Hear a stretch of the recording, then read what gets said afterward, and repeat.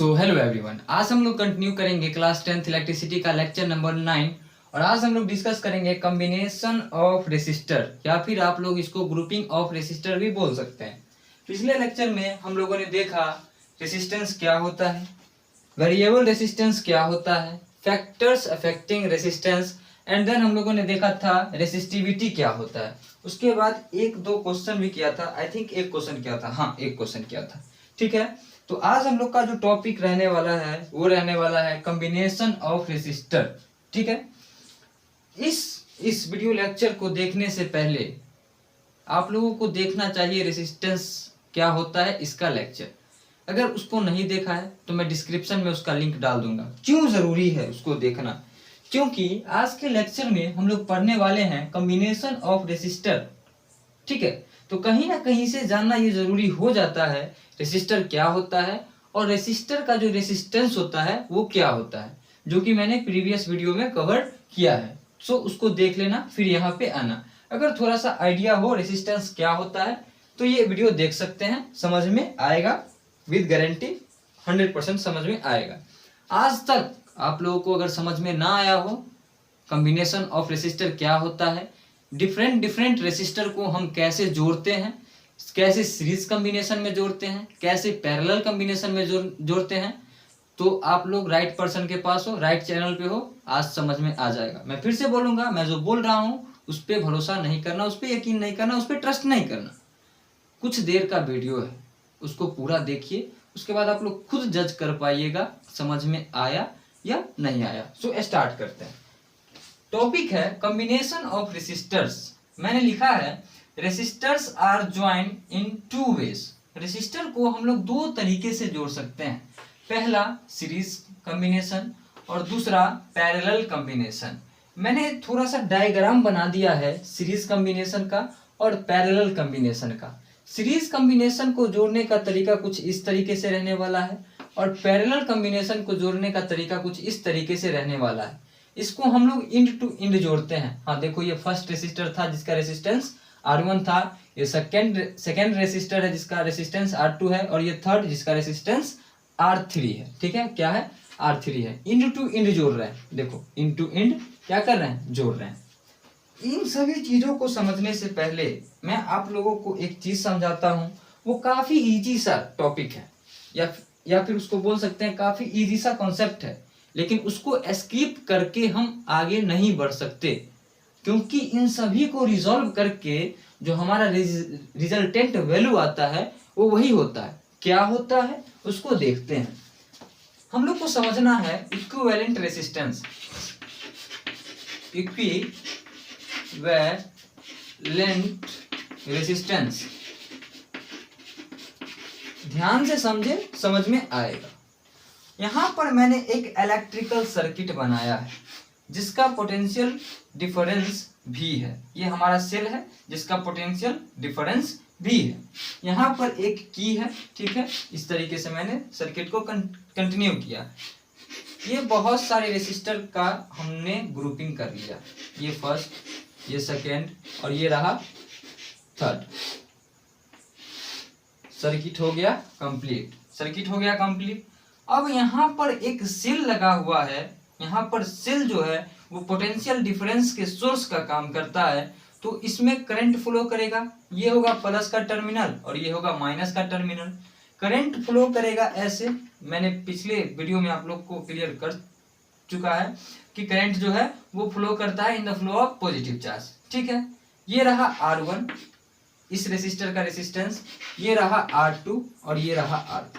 ठीक है, एक और इलेक्ट्रिकल सर्किट बनाते हैं जिसका पोटेंशियल डिफरेंस भी ही रहने वाला है। जो पोटेंशियल डिफरेंस यहाँ था वही पोटेंशियल डिफरेंस यहाँ पर रहा सर्किट का की। यहाँ पर अब इसमें और इसमें फर्क क्या है, डिफरेंस क्या है वो समझे। यहाँ पर मैंने 3 रेसिस्टर को लगाया और यहाँ पर सिर्फ एक और सर्किट को कर दिया कंप्लीट। यहाँ पोटेंशियल डिफरेंस है तो इस सर्किट में करंट फ्लो करेगा, आई करंट फ्लो कर रहा। अब देखिए इक्विवेलेंट रेसिस्टेंस क्या होता है। यहाँ पर जो पोटेंशियल डिफरेंस है वही सेम पोटेंशियल डिफरेंस यहाँ पर भी है। यहाँ पर जो करंट फ्लो कर रहा वही करंट सेम यहाँ पर भी फ्लो कर रहा। अगर अगर अगर इन तीनों रेसिस्टेंस को जोड़ने से जो वैल्यू आता है वो एक सिंगल रेसिस्टेंस को लगाकर हमको मिल जाए तो उसी को हम लोग बोलते हैं आर इक्विवेलेंट रेसिस्टेंस। कंडीशन क्या है यहाँ पर? पोटेंशियल डिफरेंस चेंज नहीं होना चाहिए और उस सर्किट में जो करंट फ्लो हो रहा है उसका वैल्यू भी चेंज नहीं होना चाहिए। लेट से मान लें यहाँ पर कि अगर यहाँ पर पोटेंशियल जो है, पोटेंशियल डिफरेंस वो 3 वोल्ट का है और करंट 2 एम्पियर का, रेंडमली मैंने मान लिया, स्पेसिफिक नहीं है, तो यहाँ पर भी 3 वोल्ट का ही 3 वोल्ट का ही पोटेंशियल डिफरेंस होना चाहिए और इस सर्किट में 2 एम्पियर का ही करंट फ्लो करना चाहिए, दोनों में चेंजिंग नहीं आएगा। तब इन तीनों को जोड़कर जो रेसिस्टेंस हमको मिलता है वो एक सिंगल रेसिस्टेंस जो लगाएंगे वो इन तीनों रेसिस्टेंस के बराबर काम करेगा, तब इसको हम लोग बोलेंगे आर इक्विवेलेंट। अगर करंट का वैल्यू चेंज हो गया और पोटेंशियल डिफरेंस का वैल्यू चेंज हो गया तो क्या होगा? ये आर इक्विवेलेंट नहीं कहलाएगा। कंडीशन है पोटेंशियल और करंट क्या रहना चाहिए? सेम रहना चाहिए सर्किट में। मैं अक्रॉस रेसिस्टर नहीं बोल रहा, सर्किट में करंट और पोटेंशियल डिफरेंस क्या रहना चाहिए? सेम रहना चाहिए, तब इसको हम लोग बोलेंगे आर इक्विवेलेंट। अब समझते हैं सीरीज कॉम्बिनेशन को, उससे पहले इसको नोट डाउन कर ले। चलिए अब देखते हैं हम लोग सीरीज कॉम्बिनेशन। ठीक है, मैंने एक डायग्राम बनाया है, हो सकता है आप लोग को अभी समझने में थोड़ा सा परेशानी हो, लेकिन पेशेंस रखिए, समझ में आ जाए। मैंने एक पॉइंट नोट करा है बोर्ड पर, when resistors are joined from end to end. ये रहा मेरा फर्स्ट रेसिस्टर, ये रहा सेकंड और ये रहा थर्ड। सभी का एंड एक दूसरे से कनेक्टेड है, सभी का एंड एक दूसरे से क्या है? कनेक्टेड हैं। इसीलिए मैंने लिखा है when resistors are joined from end to end, या फिर इसको एक ऐसे लैंग्वेज में भी बोल सकते हैं, पहले रेसिस्टर का जो फर्स्ट रेसिस्टर का जो सेकंड एंड होता है वो सेकंड रेसिस्टर के फर्स्ट एंड से जुड़ा होता है, सेकंड रेसिस्टर का जो सेकंड एंड होता है वो थर्ड रेसिस्टर के फर्स्ट एंड से जुड़ा होता है, ऐसे भी बोल सकते हैं, लेकिन तरीका सेम ही रहने वाला है। एक इलेक्ट्रिकल सर्किट है जिसका पोटेंशियल डिफरेंस भी है, एक की लगा हुआ है या फिर इसको स्विच बोल सकते हैं, इस पे ध्यान नहीं देना। अब इसमें पोटेंशियल डिफरेंस है तो करंट फ्लो करेगा, क्यों? क्योंकि पोटेंशियल डिफरेंस के कारण ही करंट क्या करता है? सर्किट में फ्लो करता है। आई करंट फ्लो कर रहा है, डायरेक्शन समझ में आता है। एक रेसिस्टर ये रहा हमारे पास ए बी, एक बी सी और एक सी डी, इसको इंड टू इंड हमने जोड़ दिया है। ये सीरीज कॉम्बिनेशन को जोड़ने का तरीका है, सबको समझ में आता है। अब देखो यहाँ रहा एक पॉइंट ए, एक पॉइंट बी और एक पॉइंट सी और एक पॉइंट डी। हो सकता है थोड़ा सा लंबा वीडियो बन जाए, थोड़ा सा समय ज्यादा लगे, लेकिन समझ में आएगा, इस बात का मैं आप लोग को गारंटी देता हूँ। अब ये पोटेंशियल डिफरेंस यहाँ से जाएगा और यहाँ पर आकर डिवाइड होगा।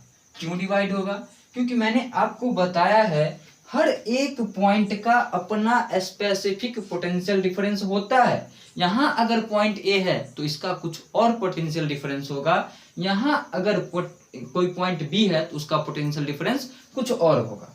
ठीक है, इसका मतलब ये समझ में आया कि सभी रेसिस्टर का जो पोटेंशियल डिफरेंस है वो अलग अलग होगा। क्यों? क्योंकि ये पॉइंट ए टू बी जुड़ा हुआ है, ये बी टू सी और ये सी टू डी। इसका जो पोटेंशियल होगा वो होगा वी ए और इसका होगा वी बी, और इन दोनों का जो डिफरेंस होगा पोटेंशियल डिफरेंस उसी को बोलते हैं, उसको मान लिया मैंने V1। BC के बीच जो पोटेंशियल डिफरेंस होगा उसको मान लिया मैंने V2 और CD के बीच जो पोटेंशियल डिफरेंस होगा उसको मैंने मान लिया V3। क्यों? क्योंकि दो पॉइंट के बीच पोटेंशियल का डिफरेंस ही पोटेंशियल डिफरेंस कहलाता है। यहाँ रहा VA और यहाँ रहा VB। ठीक है, यही है हमारा क्या? V1। ठीक है, करंट के बारे में सोचते हैं थोड़ा सा। I करंट यहाँ फ्लो करेगा, यहाँ पर देखो कहीं भी करंट का डिवीजन हो रहा क्या? नहीं, मतलब R1 सर्किट में भी I करंट जाएगा, R2 सर्किट में भी I करंट जाएगा, R3 में भी I करंट जाएगा और फिर से I करंट क्या होगा? सर्किट में फ्लो करने लगेगा। मतलब सीरीज कॉम्बिनेशन में हर एक रेसिस्टर का जो करंट होता है वो सेम होता है, लेकिन पोटेंशियल डिफरेंस जो होता है वो अलग अलग होता है। इतना सबको समझ में आता है? ठीक है, सो अब ध्यान दें, मैं क्या कर रहा हूं यहाँ पर, थोड़ा सा बाबा ओम को याद करते हैं और निकालते हैं यहाँ पर पोटेंशियल डिफरेंस। ओम्स लॉ क्या था? ओम्स लॉ था हम लोगों के पास V equals I R. V जो था वो पोटेंशियल डिफरेंस था, I जो था वो सर्किट में फ्लो करने वाला करंट था, और R जो था वो रेसिस्टेंस था। यहाँ निकालते हैं हम लोग V1। V1 निकालेंगे तो सर्किट में फ्लो क्या कर रहा? Current I। R1 से I करंट ही जाएगा, हाँ R1 से I करंट ही जाएगा, तो ये हो जाएगा I और R। R क्या है यहाँ पर? R1। इसको मान लिया मैंने इक्वेशन फर्स्ट। V2 निकालते हैं तो सेम उसी प्रकार से, या फिर इसको इक्वेशन नहीं मानते, ऐसे जनरल रहने देते हैं। V3 मैंने निकाला, ये हो गया क्या? R3। अब देखो इस सर्किट को रिजॉल्व करके हमको लाना है इक्विवेलेंट रेसिस्टेंस। मतलब इन तीनों रेसिस्टर को हटाकर एक सिंगल रेसिस्टर लगाना होगा, जिसके वजह से हमारा पोटेंशियल डिफरेंस भी ना बदले और करंट भी ना बदले। तो इसको रिजॉल्व करने के बाद मान ले कि कुछ सर्किट जो है वो इस तरह का डिजाइन हो गया। ये रहा V हमारा, ये रहा स्विच, ठीक है, और कुछ इस तरह का हम लोग के पास सर्किट बना, और ये एक मैंने लगा दिया सिंगल रेसिस्टर, और इसको हम लोग बोल दिए क्या? R equivalent. क्या बोल दिया मैंने? सिंगल रेसिस्टर एक लगा दिया, और इसको बोल दिया मैंने R इक्विवेलेंट, और सर्किट से I करंट ही फ्लो करेगा। जो करंट यहाँ फ्लो करेगा वही करंट यहाँ, जो पोटेंशियल डिफरेंस यहाँ होगा वही पोटेंशियल डिफरेंस यहाँ, तब हम उसको R इक्विवेलेंट बोलेंगे। सबको समझ में आता है? ठीक है, सबको समझ में आता है तो इतना आप लोग थोड़ा सा बना ले फिगर, उसके बाद मैं समझाता हूँ। बना लिया? तो चलिए अब समझते हैं। अब देखो यहाँ पर थोड़ा सा ध्यान दो, ये जो पोटेंशियल डिफरेंस हमारा V है वही R1 में भी होगा, R2 में भी होगा, और R3 में भी डिवाइड होगा। कहीं अलग से पोटेंशियल डिफरेंस का सोर्स है क्या? नहीं, एक सेल है वही हमारा पोटेंशियल डिफरेंस का क्या है? एक सोर्स है। मतलब जो भी पोटेंशियल डिफरेंस इनमें आएगा, इनमें आएगा, इनमें आएगा, वो कहीं ना कहीं उसका डिवीजन V से ही होगा। और सभी जानते हैं पोटेंशियल डिफरेंस एक स्केलर क्वांटिटी है, इसको हम सिंपली जोड़ सकते हैं। इसको जोड़ने के लिए कोई स्पेशल अलजेब्रा का रिक्वायरमेंट नहीं होता। मैंने बताया है कंसेप्ट ऑफ पोटेंशियल और पोटेंशियल डिफरेंस में, नहीं देखा है तो उसको देख ले। तो यहाँ पर V जो हो जाएगा, V वो इक्वल हो जाएगा किसके? V1 plus V2 plus V3 के, ठीक है। V जो होगा वो इक्वल होगा V1 V2 V3 के। क्यों? क्योंकि R1 R2 और R3 का जो भी पोटेंशियल डिफरेंस होगा वो इसी से कहीं ना कहीं आएगा। क्यों? क्योंकि यहाँ तो कोई एक्सटर्नल सोर्स है नहीं पोटेंशियल डिफरेंस का, ये सिर्फ और सिर्फ एक यही सेल है। तो जो भी पोटेंशियल डिफरेंस R1 R2 और R3 के अक्रॉस होगा वो कहीं ना कहीं बराबर होगा V के। मैंने मान लिया V1 V2 V3 किसके बराबर है? V के बराबर है। थोड़ा सा इसको सिंप्लीफाई करते हैं, यहाँ पुट करते हैं V1 का वैल्यू, तो ये हो जाएगा I R1, V2 का वैल्यू I R2, V3 का वैल्यू I R3। कुछ कॉमन दिख रहा क्या? हाँ, कुछ कॉमन दिख रहा, वो है क्या? I। मैंने कॉमन ले लिया। अब सोचते हैं इस सर्किट के बारे में। मान लो इक्वेशन इसको फर्स्ट, अब सोचते हैं इस सर्किट के बारे में। यहाँ भी अगर ओम्स लॉ अप्लाई करेंगे तो यहाँ पर V जो होगा वो क्या इक्वल हो जाएगा I R इक्विवेलेंट के। क्यों? क्योंकि ओम्स लॉ बोलता है क्या? V जो होता है वो इक्वल होता है I R। ऐसे V डायरेक्टली प्रोपोर्शनल होता है I का, और उसमें एक प्रोपोर्शनल के साइन को हम हटाकर इक्वल के साइन को लाते हैं, तो एक प्रोपोर्शनलिटी कांस्टेंट आता है, दैट इज R। ओके, तो यहाँ पर हमारा पोटेंशियल डिफरेंस V है, करंट I है, और R जो है रेसिस्टेंस वो R इक्विवेलेंट है। तो V हो जाएगा किसके इक्वल? IR के। इसको मान लेते हैं इक्वेशन नंबर सेकंड। अब from equation 1 and 2, equation first और सेकंड से हम लोग के पास क्या आ जाएगा वो देखिए। LHS बराबर है तो RHS भी बराबर होगा, तो लिखते हैं R1 plus R2 plus R3 बराबर हो जाएगा क्या? I R इक्विवेलेंट के। I से I क्या होगा? कैंसिल।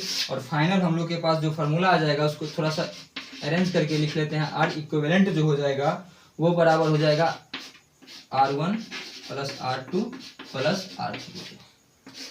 और यही हुआ हमारा सभी रेसिस्टर को रिजॉल्व करके जो रिजल्टेंट रेसिस्टेंस आता है आर इक्विवेलेंट, उसका फॉर्मूला।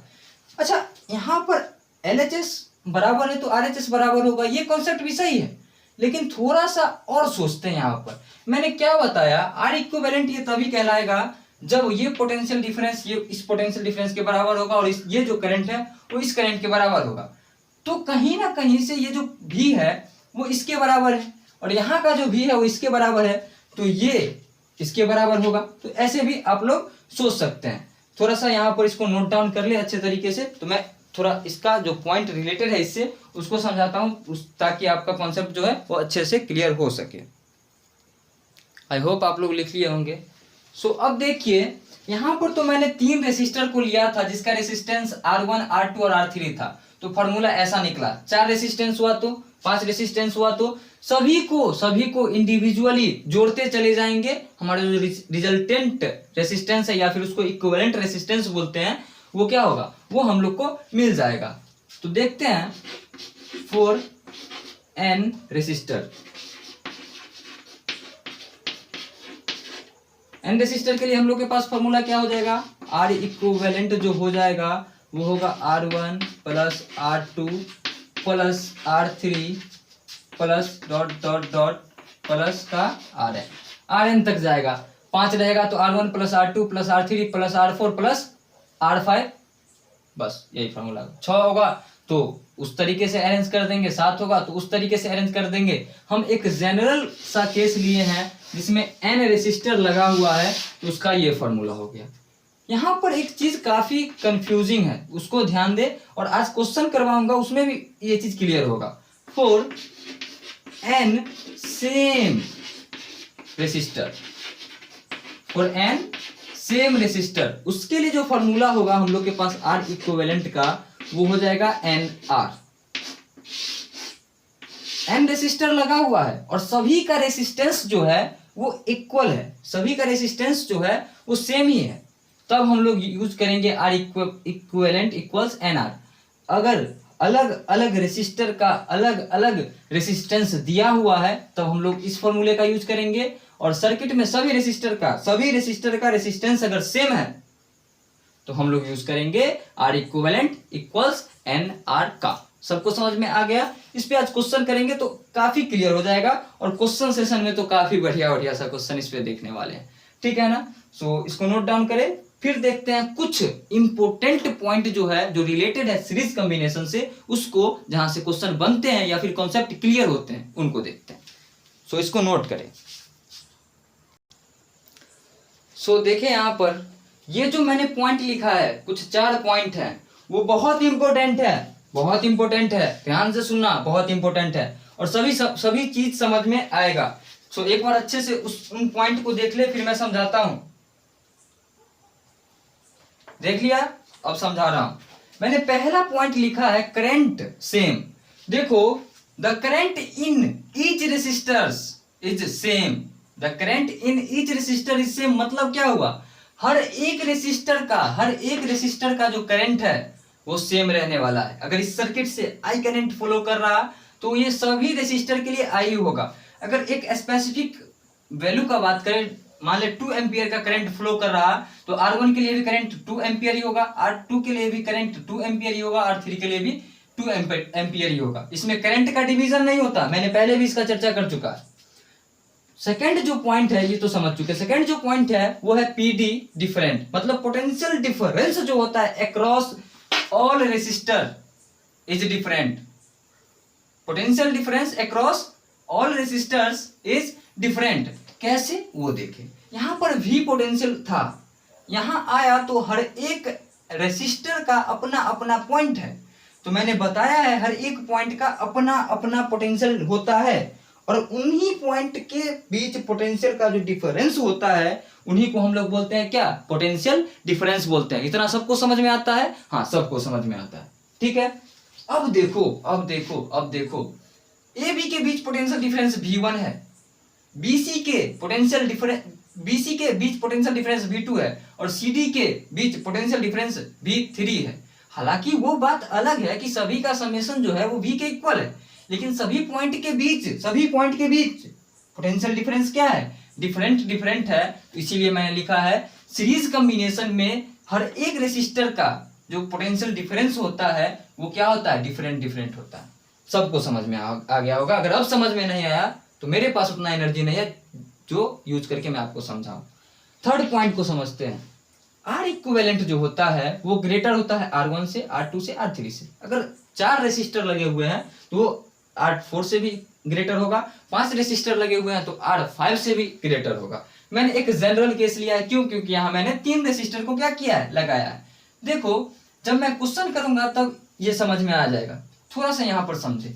आर इक्विवेलेंट जो है वो क्या है, सभी का समेशन है। मान लो इसका जो वैल्यू है वो 2 ओम है, इसका 3 और इसका भी 3 है, तो हमारे पास जो आर इक्विवेलेंट निकलेगा वो कहीं ना कहीं 8 ओम निकलेगा। 8 ओम निकला आर इक्विवेलेंट। इसका वैल्यू मैंने बोला क्या, 2 ओम, इसका 3 ओम और इसका बोला मैंने फिर से 3 ओम। तो देखो आर इक्विवेलेंट है वो R1 से ग्रेटर, R2 से ग्रेटर, R3 से ग्रेटर, तो ये भी एक पॉइंट है। अब चौथा जो पॉइंट है काफी इंपोर्टेंट है और जनरली सभी जगह पर देखने को नहीं मिलता। हालांकि ये नहीं समझेंगे फिर भी काम चल जाएगा, लेकिन कॉन्सेप्ट भी तो लाना है, डिफरेंट भी तो बनना है अदर स्टूडेंट से। सो इसको समझना जरूरी हो जाता है। सो समझे, मैं समझा रहा हूं आप लोगों को। चौथा जो पॉइंट है वो है removing one resistor, current in the circuit is zero. Removing one resistor, if I remove one resistor in the circuit current will be zero. क्यों? क्योंकि देखो यहां पर मैंने मान लो R3, अलग अलग रेसिस्टर है R1, R2, R3, मैंने एक रेसिस्टर R3 को हटा दिया, अब सर्किट अनकंप्लीट हो गया। R3 को हटा दिया भाई तो सर्किट क्या हो गया, अनकंप्लीट हो गया। अब अनकंप्लीट सर्किट हो गया तो इसमें करंट फ्लो करेगा क्या, नहीं। क्यों?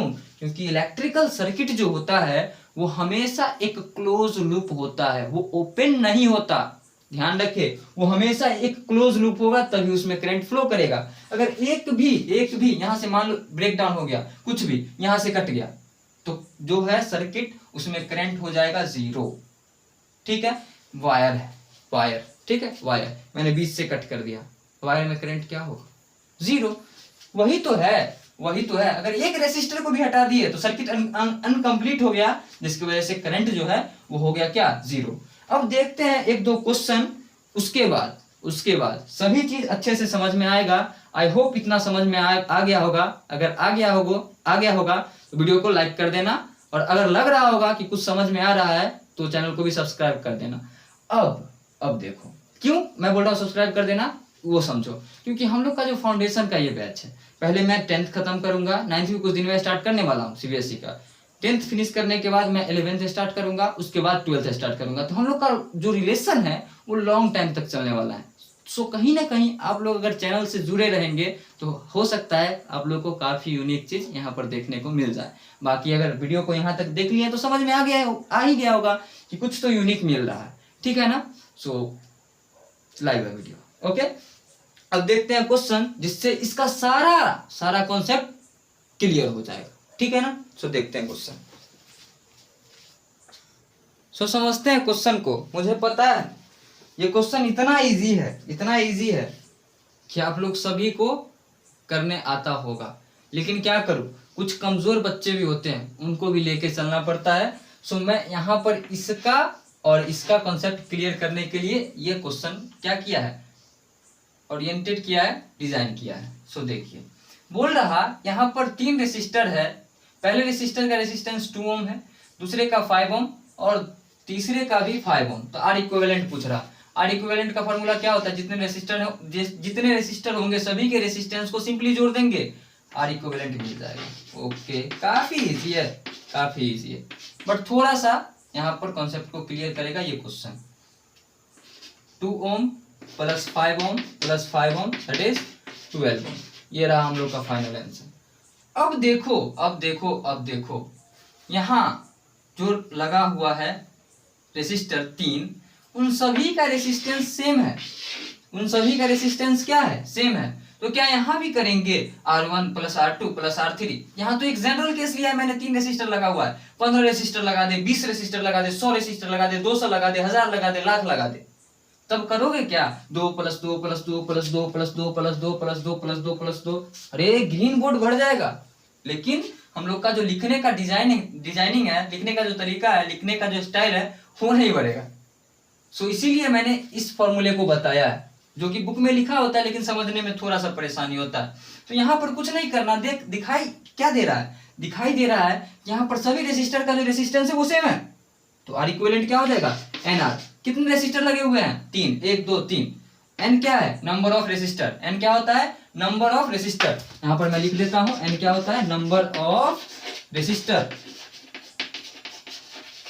कितने रेसिस्टर लगे हुए हैं, 1 2 3, तो ये हो गया 3। किसी एक का रेसिस्टेंस उठा के रख दो, हमारा जो आंसर है वो मिल जाएगा और ये हो जाएगा 600। क्यों, क्योंकि सभी रेसिस्टर का जो रेसिस्टेंस है वो क्या है, सेम है। एक और क्वेश्चन देखते हैं। मान लो ये रहा,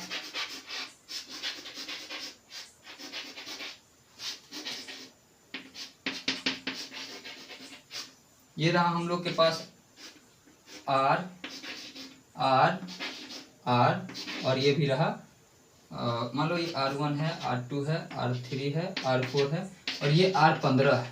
ठीक है, बोल रहा है कि R का वैल्यू, ठीक है, R का जो वैल्यू है, ऐसे देखते हैं इसको, ये भी R है, R है, R है, और R जो है वो कितने टाइम्स तक जा रहा है, 15 टाइम्स जा रहा है, 50 टाइम्स जा रहा है। और R का जो वैल्यू है वो 2 ओम है।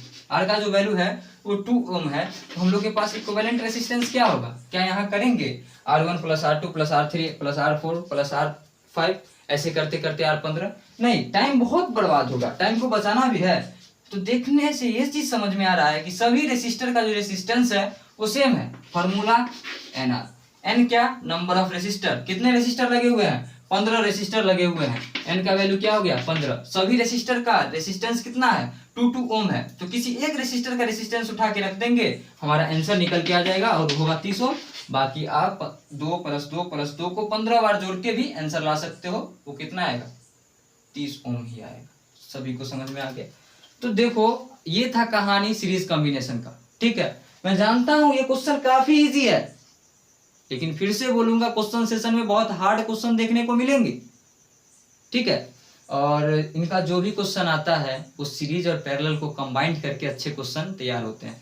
काफी सिर्फ और सिर्फ सीरीज पे तो बस जोड़ते जाना है, और जो हम लोग के पास आर इक्विवेलेंट आएगा वही आंसर होगा। तो पैरेलल को भी मैं खत्म कर दूंगा, उसके बाद क्वेश्चन जो होंगे वो अच्छे होंगे। ये था सीरीज पे, एक और वीडियो आएगा पैरेलल पे। उसके बाद एक आएगा सीरीज और पैरेलल कॉम्बिनेशन का जो क्वेश्चन होगा दोनों का मिक्स्ड, उस पे। उसके बाद देखेंगे heating effect of current. Okay ना। सो लगा होगा कि समझ में कुछ आया, कंटेंट में दम है। तो वीडियो को लाइक करें और फ्रेंड के साथ शेयर करें। और जैसा कि मैंने बताया, हमारा और आपका लॉन्ग टाइम तक रिलेशनशिप चलने वाला है।